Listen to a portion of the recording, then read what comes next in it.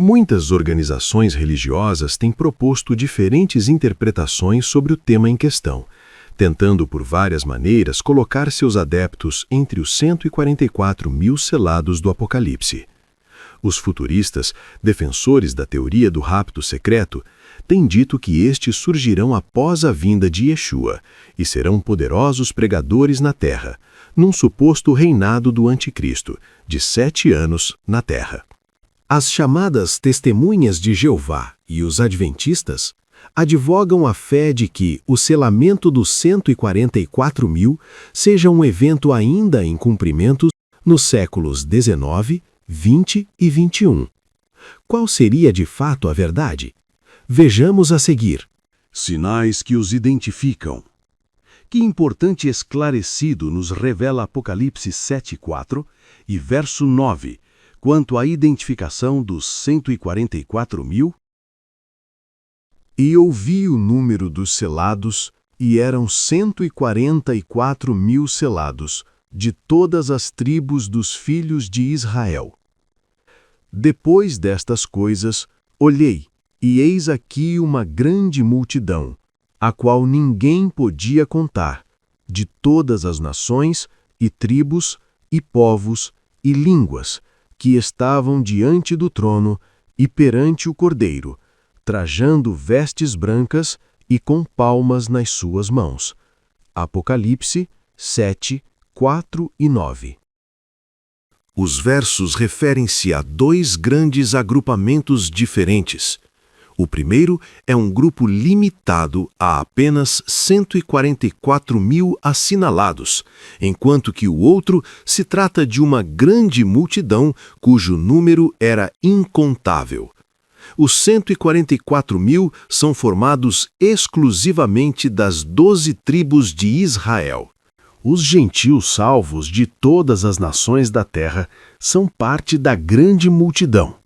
Importante, na grande multidão pode e há israelitas naturais.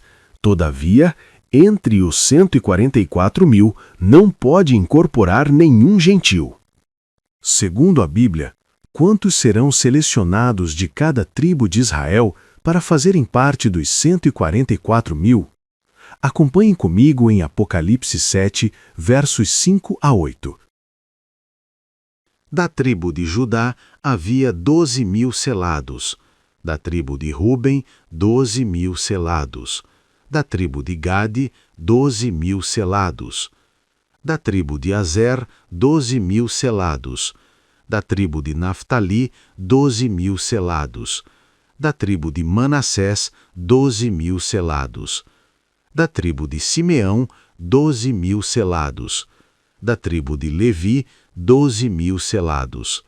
Da tribo de Issacar, 12 mil selados.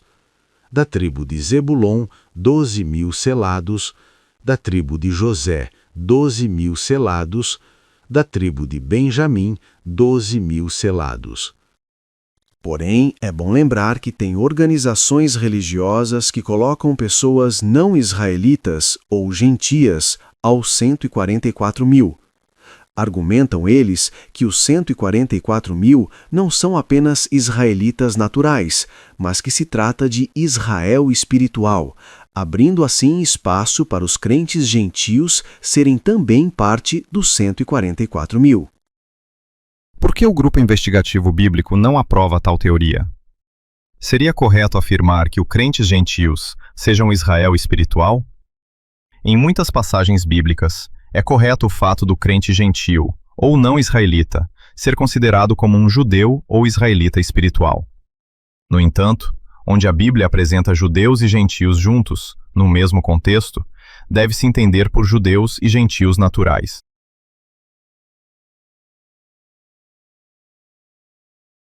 Então eu te pergunto, a quem, segundo as instruções de Yeshua, deveriam os 12 apóstolos pregar o evangelho do reino? A resposta é, somente ao povo de Israel. Yeshua enviou estes 12 e lhes ordenou, dizendo: Não ireis pelo caminho dos gentios, nem entrareis em cidade de samaritanos, mas ide antes as ovelhas perdidas da casa de Israel. Mateus 10, 5, 6. E, conforme as últimas orientações dadas por Yeshua, você sabe por onde deveria começar a pregação do Evangelho?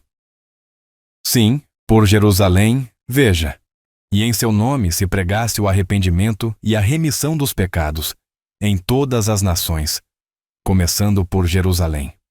Lucas 24, 47. Veja como a palavra do Eterno é perfeita e que o próprio Shaul apóstolo reconheceu este fato mais tarde.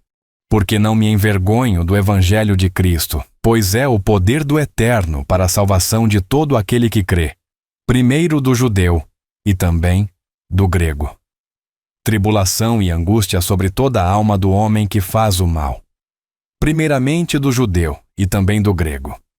Glória, porém, e honra e paz a qualquer que pratica o bem, primeiramente ao judeu e também ao grego.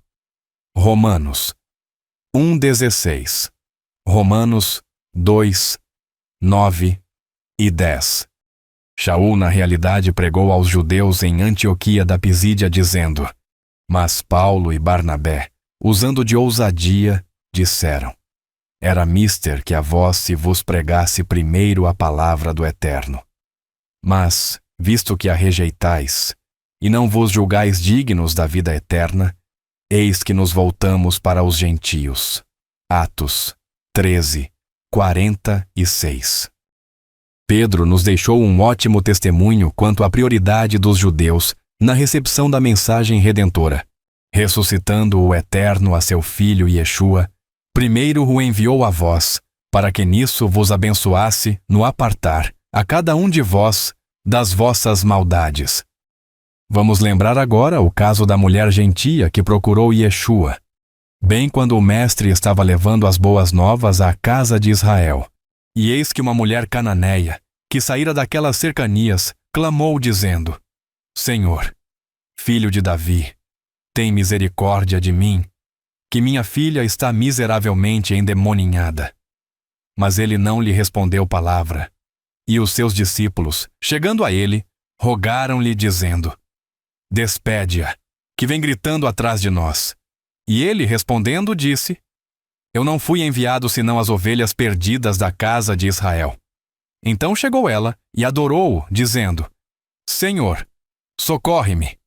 Ele, porém, respondendo, disse: Não é bom pegar no pão dos filhos e deitá-lo aos cachorrinhos. E ela disse: Sim, Senhor. Mas também os cachorrinhos comem das migalhas que caem da mesa dos seus senhores. Então respondeu Yeshua e disse-lhe: Ó mulher, grande é a tua fé. Seja isso feito para contigo como tu desejas. E desde aquela hora a sua filha ficou sã. Mateus 15, 22 a 28. Por que a palavra foi primeiramente anunciada aos judeus? Mais uma coisa. Muitas organizações religiosas têm proposto diferentes interpretações sobre o tema em questão, tentando por várias maneiras colocar seus adeptos entre os 144 mil selados do Apocalipse. Ora, estes foram comprados como primícias, são os primeiros frutos.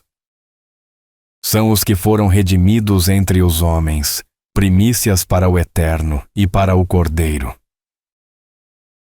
Você sabe o que significa o termo primícias? E te pergunto mais: pode ainda estar em curso o assinalamento dos 144 mil?